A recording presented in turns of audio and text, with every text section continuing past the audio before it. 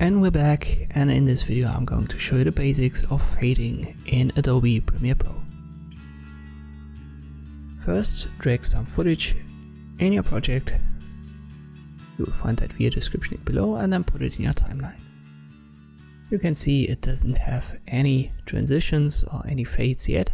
It just jumps from the footage to a black screen in the end. You can add some transitions and fade it in with the default. Just right click on the edges and then edit. So this is now a typical cross transition, and you can see how it fades in from black to the footage or from the footage to black in the end.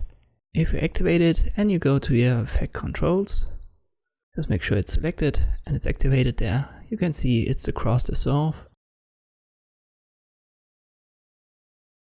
and you can change the duration over here. Let me make it longer. I'll add a second to it, and you can see how it's now longer in the timeline as well. Another way to make it longer is to hover over it, and you can see how the symbol on your cursor changes, and then drag it longer. A third option, just left double click on it, and you can change the duration quantitatively. If you want to do it in a different way and put it on manually, just type in the transition that you want to have in your effects and then drag and drop it on your footage. For example, I'll put the default cross dissolve on top of it, and it has the default time again. You can see the cross dissolve is our default transition. It has this box around it. And now I want to have dip to white.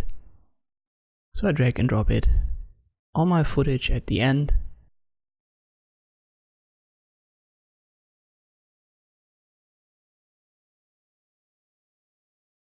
And now it fades from footage to white. Let me right click on the dip to white, and then I set it as the default.